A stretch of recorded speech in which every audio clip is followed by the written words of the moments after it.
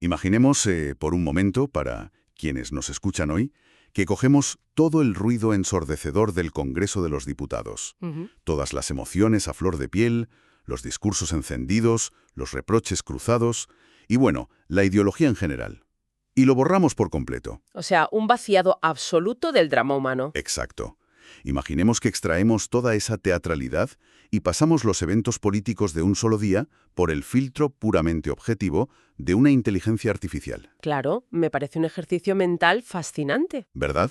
Porque lo único que nos quedaría serían los datos fríos, las matemáticas de la supervivencia y la matriz de incentivos de cada actor político. Totalmente. Y es que normalmente nos dejamos llevar por la narrativa, ¿no? Por la historia o el relato que cada partido intenta vender en los telediarios. Ya, el marketing político de siempre. Justo.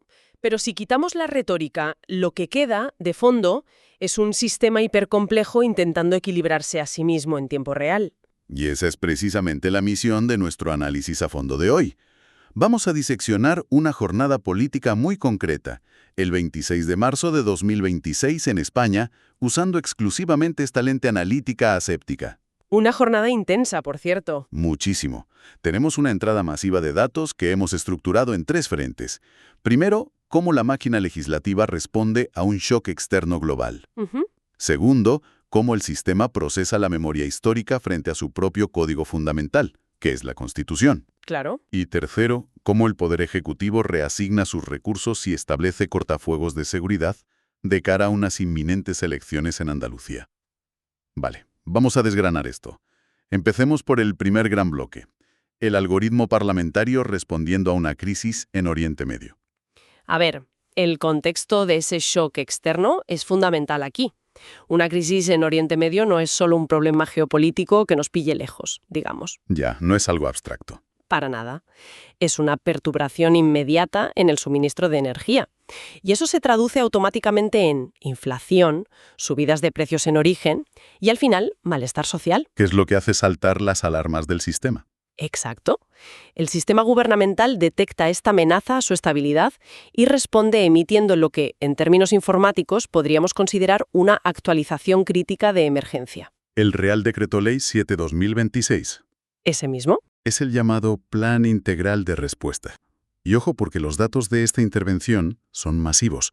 Estamos hablando de movilizar 5.000 millones de euros. Una barbaridad de recursos. Si leemos el contenido en crudo de esta norma, vemos que está diseñada para frenar la inflación en seco. Incluye reducciones temporales del IVA en la factura de la energía, rebajas en los impuestos especiales. Todo con una fecha de caducidad exacta, ¿no? Sí, el 30 de junio de 2026. Además de ciertas medidas estructurales sobre soberanía energética. Pero claro, emitir este paquete legislativo por la vía rápida tiene un riesgo estructural enorme. Sí, no sale gratis. Al final, los marcadores del Congreso mostraron, a ver que lo tengo aquí, 175 votos a favor, 33 en contra y 141 abstenciones. O sea, el sistema se salvó. Lo fascinante aquí es cómo el gobierno utiliza el decreto ley no solo como una herramienta económica, sino como un mecanismo puro de supervivencia operativa. A ver, explícanos eso de la supervivencia. Pues mira, en el sistema jurídico español, el artículo 86 de la Constitución permite al Gobierno dictar normas con rango de ley, pero solo en casos de, y cito textualmente, extraordinaria y urgente necesidad. O sea, un atajo legal. Claro, es decir, la norma entra en vigor en el momento exacto en que se publica en el BOE. La rebaja del IVA se aplica al día siguiente, no hay que esperar meses. Ya veo. Pero el peaje, la contrapartida, es que en un plazo máximo de 30 días, el Congreso entero tiene que votar si lo convalida o lo deroga. Fíjate, es como si el gobierno estuviera pilotando un avión comercial que, de repente, entra en unas turbulencias extremas. Buena analogía. El decreto ley es el botón de anulación manual de emergencia. Asumes un riesgo enorme al pulsarlo, porque te saltas todos los controles y debates legislativos habituales de la cabina, porque necesitas estabilizar la nave ya. Claro, no tienes tiempo para consensos. Exacto.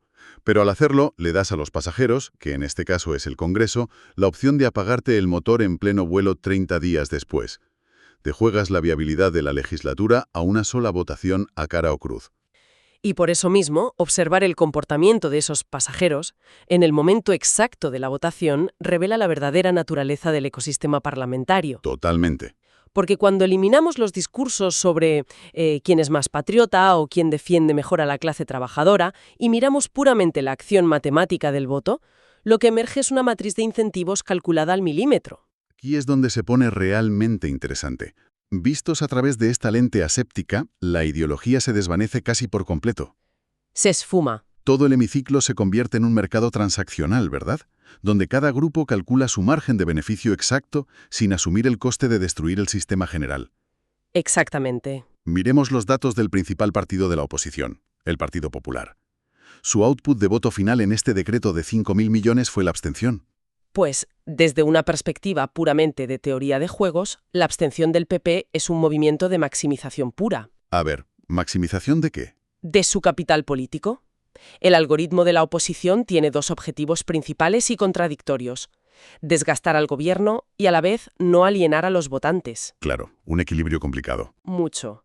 En un contexto de crisis, donde la máquina está votando un escudo social directo, el coste de votar no a ayudas millonarias, a rebajas del recibo de la luz y a bonos sociales es inasumible. Sí, un no rotundo le entregaría al gobierno la narrativa perfecta. Dirían algo como, la oposición quiere que pagues más por la energía. Y el votante medio penalizaría ese bloqueo de forma casi inmediata en las encuestas. Obvio.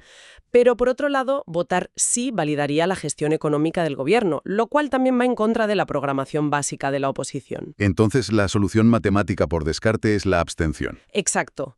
Pero no una abstención muda. Argumentan insuficiencia. El PP justificó su postura diciendo que el decreto se quedaba corto porque no incluía rebajas en el IRPF. Ah, claro.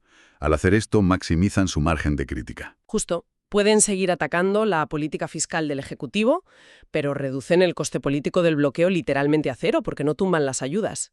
Un cálculo milimétrico. Pero luego tenemos un actor muy distinto, Junts per Catalunya. Ujú. Su output es a favor. Votan que sí. A ver, un momento, detengámonos aquí. Junts es un partido de corte independentista, históricamente en tensión máxima con el Estado. Sí, su código base es la confrontación territorial. Entonces, ¿no hay un riesgo ideológico brutal para ellos al salvar a un gobierno central en una medida de Estado de este calibre? Habría un riesgo enorme si no hubiera una transacción tangible de por medio. Ya. El análisis de los datos muestra que condicionaron su apoyo explícitamente a una medida muy concreta: la inclusión de ventajas fiscales para los autónomos. Ah, sí. Específicamente, una exención del IVA en el umbral de facturación de hasta 85.000 euros, ¿no? Exactamente. Y para entender el porqué de este movimiento, hay que mirar cómo funciona esta exención en la práctica. Significa que un profesional independiente que facture menos de esa cantidad no tiene que añadir el 21% de IVA a sus facturas. Lo cual le hace muchísimo más competitivo en el mercado. Claro, es un alivio directo para un sector inmenso. Y es ahí donde la ideología cede el paso a la utilidad pura y dura. Ya veo. El algoritmo interno de Junts dicta que su supervivencia política, especialmente en un momento de alta competencia electoral en Cataluña, pasa por demostrar a su electorado que tener escaños en Madrid sirve para algo. Que son útiles, vaya. Eso es. Tienen una fuerte base de pequeños empresarios y autónomos. Así que el sí al decreto es, de forma objetiva, simplemente el precio de compra de esa extensión para los autónomos. Es un contrato bilateral ejecutado a la perfección, a la vista de todos. Entendido. Transacción pura. Sin emociones. Y en el otro lado del espectro tenemos a Podemos. Otro caso interesantísimo. Su output también fue la abstención. Si miramos su código de actuación, su objetivo principal es marcar distancia del gobierno, disputándole la bandera social por la izquierda. Argumentando que las ayudas a la energía son temporales, ¿verdad? Exacto. Dicen que son parches y que no atacan los beneficios estructurales de las grandes eléctricas. Pero, y esto es crucial en nuestro análisis de datos, marcan esa distancia sin cruzar la línea roja de tumbar la norma. Porque saben perfectamente que si sus votos hicieran decaer el decreto, automáticamente serían los responsables de que millones de hogares perdieran las ayudas al día siguiente. Claro, el coste reputacional en su propia base electoral sería letal para ellos. Sería un error fatal del sistema para Podemos. Por lo tanto, la abstención, acompañada de una retórica muy dura, es el equilibrio aritmético perfecto. Mantienen la pureza ideológica sin romper el sistema de protección social. Exacto. Todo esto nos dibuja a una serie de actores operando dentro de un paradigma estricto de preservación. Ninguno quiere pulsar el botón rojo de autodestrucción. Bueno, ninguno. Excepto uno. Claro, el análisis de los 33 votos en contra nos lleva directamente a Vox. Su output es un no rotundo, sin matices. Porque el incentivo de Vox obedece a parámetros completamente diferentes. Su algoritmo de supervivencia no pasa por participar en la construcción de lo que llaman bloques útiles, ni por extraer concesiones puntuales como hace Junts. Ya, no buscan transacciones. No. Su rentabilidad política se basa en la diferenciación radical, en mantener un perfil de oposición total y absoluta al sistema actual del gobierno. Votar en contra es simplemente mantener la coherencia de su código fuente. Tiene sentido desde su lógica interna. Sin embargo, los datos periféricos de la jornada nos muestran una anomalía bastante severa en su sector. Ah, sí, el error de procesamiento interno. Sí, un fallo crítico en sus propias filas. Resulta que el mismo día de esta votación clave en el Congreso, estalla la noticia de que el partido le ha abierto un expediente interno disciplinario a Iván Espinosa de los Monteros. Y fíjate, esto es súper relevante para entender el comportamiento de las estructuras jerárquicas en política. Espinosa de los Monteros no es un afiliado cualquiera que pasaba por ahí. No, claro, ha sido una figura fundacional. Exacto, el rostro visible de la facción más liberal o económica del partido. Abrirle un expediente disciplinario a alguien de ese nivel es el equivalente a un conflicto grave en el núcleo duro del sistema operativo de la formación. ¿Y cómo afecta esto a sus incentivos inmediatos? Quiero decir, de cara a la galería. Pues afecta de lleno. Las estructuras políticas necesitan estabilidad interna para poder proyectar fuerza externa. Si un partido está consumiendo recursos de procesamiento en purgas o en apagar fuegos internos, su capacidad para procesar información externa disminuye drásticamente. Ya, y no pueden hacer campañas efectivas. Y esto ocurre justo a las puertas de unas elecciones clave en Andalucía. Matemáticamente, este frente de inestabilidad amenaza con contaminar sus resultados a corto plazo, dispersando la atención de sus votantes. Claro, el votante detecta el ruido y desconfía. Viendo este tablero de incentivos al completo, la conclusión empírica sobre cómo funciona el poder legislativo hoy en día es que la gobernabilidad no es, en absoluto, una autopista sólida. No, para nada. Es más bien un puente colgante construido con acuerdos transaccionales hipertemporales que el gobierno tiene que parchar y reconstruir semana a semana, pagando un peaje político altísimo en cada votación. Y ese peaje, ojo, fluctúa según lo desesperado que esté el gobierno por aprobar la medida ese día. Es pura ley de oferta y demanda. Exacto. Pero si la economía actual se resuelve con estas matemáticas transaccionales tan pragmáticas, veamos qué pasa cuando la máquina del Estado intenta procesar su propio pasado. ¿Y sus reglas fundamentales? Aquí es donde la cosa se complica de verdad. Porque horas después de salvar los muebles de la economía con el decreto de crisis, el mismo Pleno procesó otros 2 paquetes legislativos. Y los resultados aritméticos son tan diametralmente opuestos que parece literalmente un fallo en la simulación. Totalmente. El contraste entre ambas votaciones es probablemente el punto de datos más revelador de toda la jornada. Nos enseña exactamente dónde están los verdaderos límites de tolerancia del sistema institucional español. Vale, empecemos por el pasado. El Congreso sometió a debate el Real Decreto Ley 6/2026 sobre memoria democrática. Este texto busca ampliar el marco de indemnizaciones económicas para personas que sufrieron lesiones o muerte defendiendo la democracia. Fija unas compensaciones de hasta 250.000 euros en caso de fallecimiento.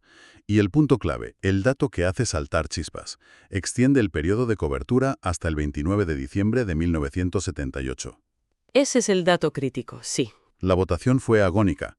173 votos a favor, 170 en contra y 7 abstenciones. Sobrevive por los pelos y ahora se tramitará como proyecto de ley. Si conectamos esto con el panorama general, la fricción que genera esta votación es extraordinaria. Y gran parte de esa fricción, de ese casi bloqueo del sistema, proviene de esa fecha específica, el 29 de diciembre del 78. No es un día escogido al azar, ¿no? ¿Qué va? Es la fecha exacta en la que la Constitución española entró en vigor tras publicarse en el BOE. Pero a ver, ¿por qué genera tanto rechazo extender las indemnizaciones hasta ese día exacto? Al final del día estamos hablando de compensar a víctimas, son transferencias económicas. Porque al fijar la fecha límite en el mismo día que nace el régimen constitucional actual, el debate deja de ser sobre el coste administrativo o económico de esas indemnizaciones. Que, por cierto, el Estado puede asumir perfectamente sin despeinarse. Exacto. Deja de ser dinero y se convierte en una disputa pura sobre el relato histórico de la transición. Para la oposición conservadora, indemnizar actos ocurridos en el 77 o en el 78 implica, simbólicamente, poner en duda que las instituciones de la transición fueran plenamente democráticas o pacíficas. Claro, choca con su código base. Justo, cuando introduces la memoria histórica, la identidad y los símbolos fundacionales en la ecuación parlamentaria, el coeficiente de fricción se dispara exponencialmente. Aquí no hay margen para transacciones sobre el IVA o los impuestos de los autónomos. Es una colisión frontal de dos códigos morales que son incompatibles. Por eso el resultado es un 173 contra 170. El sistema casi colapsa intentando procesar este paquete de datos. Fricción máxima. Y, sin embargo, fíjate en esto. En ese mismo pleno, la misma tarde, entra el siguiente paquete de datos. Y no es un decreto menor, ¿eh? Es una reforma de la propia Constitución, la Ley Suprema del Estado. Palabras mayores. El objetivo es alterar el artículo 69.3. Actualmente, en el Senado, las islas de Ibiza y Formentera eligen juntas a un único senador. La reforma busca separar esta circunscripción para que Formentera tenga su propio representante exclusivo. ¿Y cuál fue el resultado en el panel de votación? Pues agárrate. Aprobada en lectura única por 312 votos a favor. Madre mía. Un consenso absoluto y aplastante. Y se envía directamente al Senado. De culminarse, para quienes nos escuchan, sería solo la cuarta vez que se toca la Constitución desde 1978. El contraste es elocuente, ¿verdad? Es que si lo analizamos fríamente, roza el absurdo.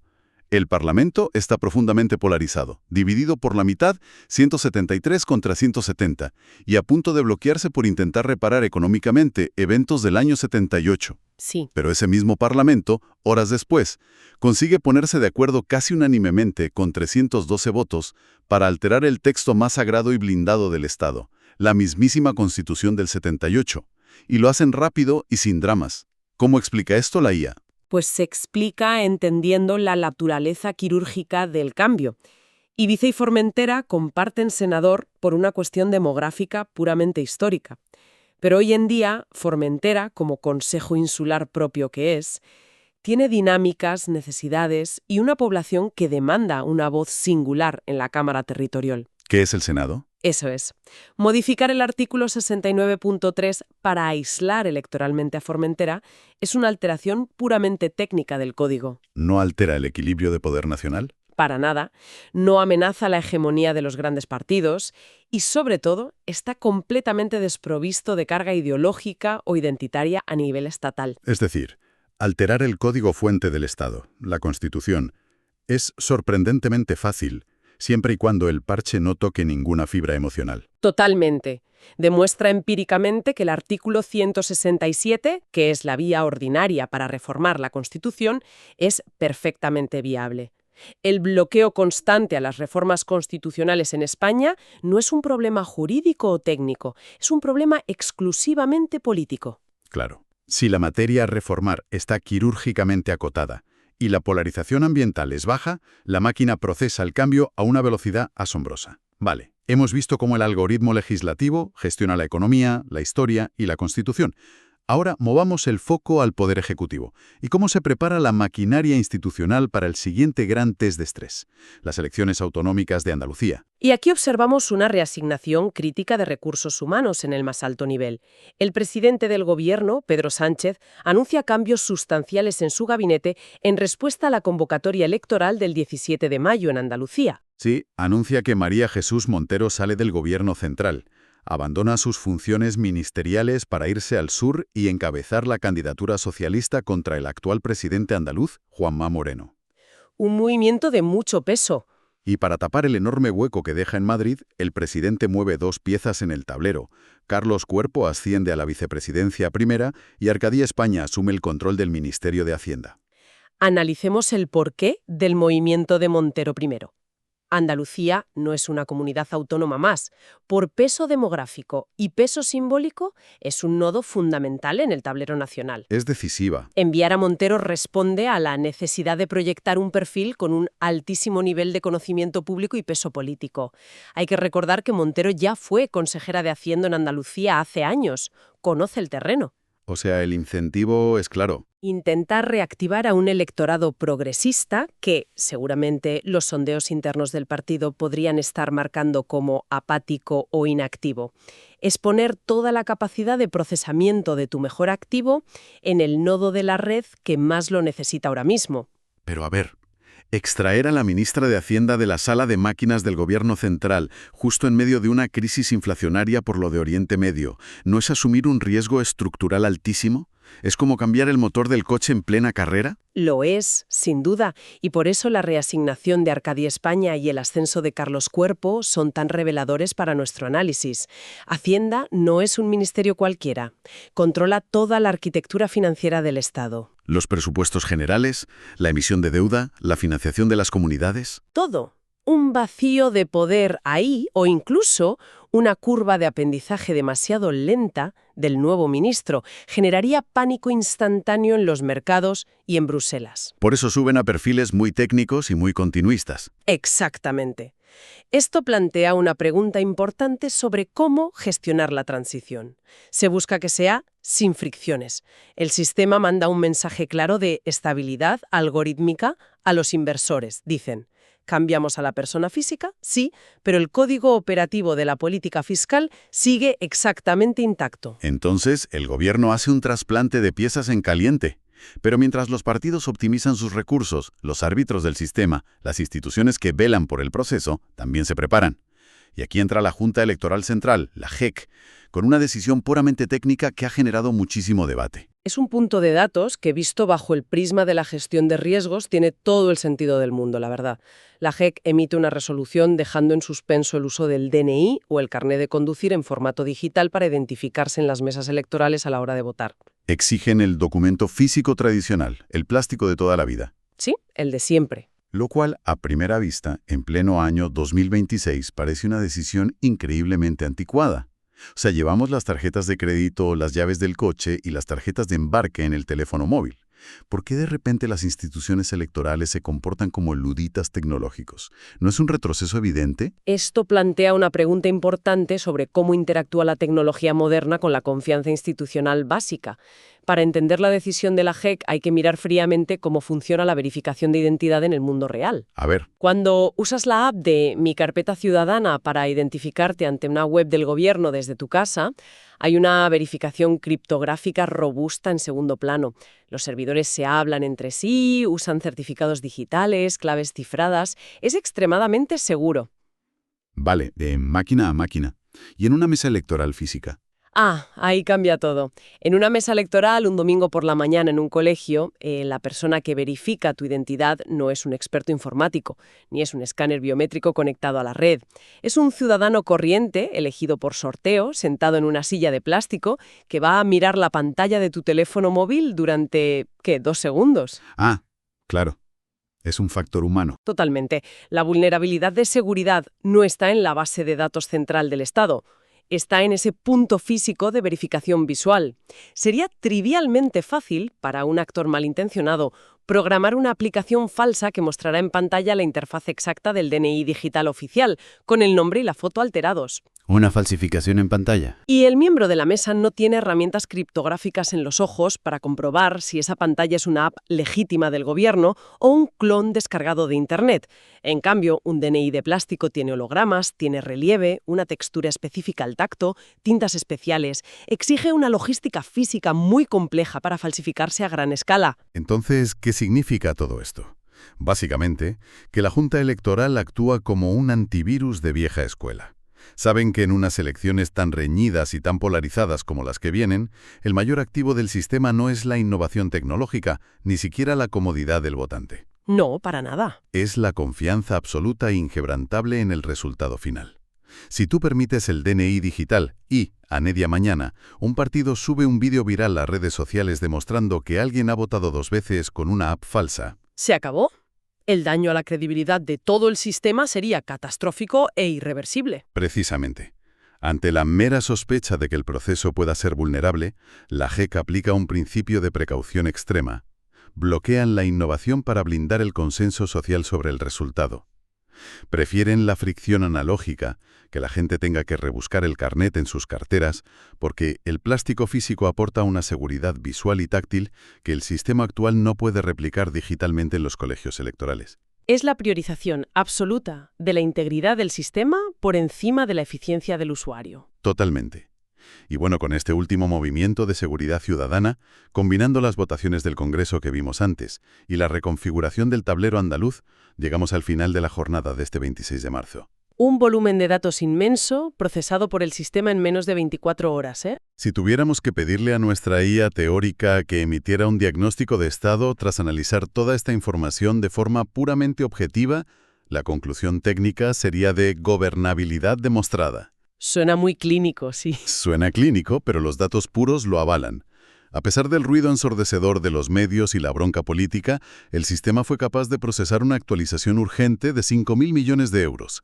Logró sortear las crisis ideológicas del pasado, reescribió una parte de su propia constitución sin colapsar, reasignó a los gestores de los recursos nacionales y por último estableció parámetros de seguridad blindados para las próximas elecciones. La máquina, al final del día, funcionó.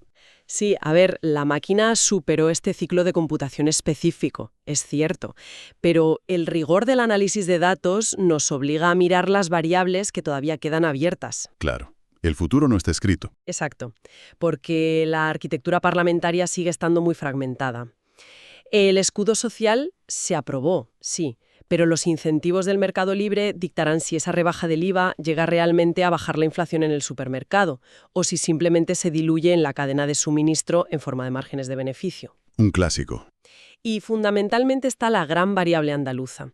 ¿Cómo se resuelva el equilibrio de poder allí? El 17 de mayo va a reescribir inmediatamente la matriz de incentivos de todos los partidos a nivel nacional.